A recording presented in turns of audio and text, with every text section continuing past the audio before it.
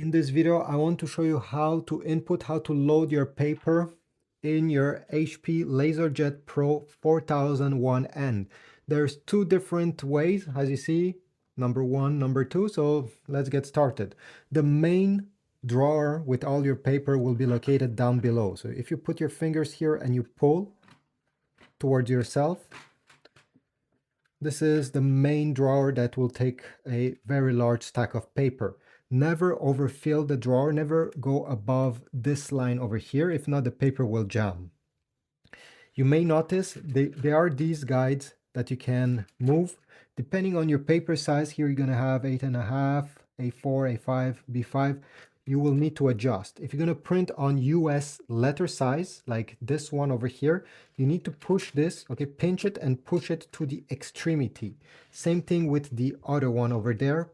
Make sure to pinch it and push it the way it is. Now take your stack of paper and simply put it in this drawer and close it. This is, as I said, the number one method on how to input your paper. You also have this one over here. It's less to use.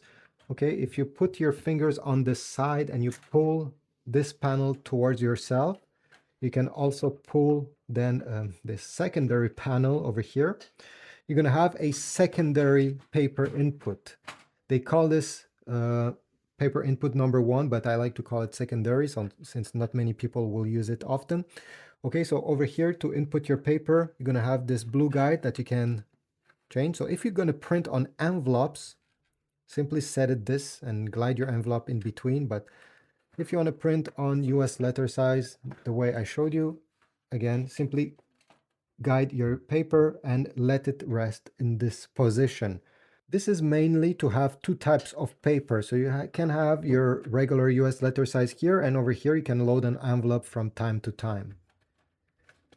So this is about it. I hope this was useful. I'll put links in Amazon if you want to get some paper. And yeah, like, comment, subscribe, and I'll see you in the next video.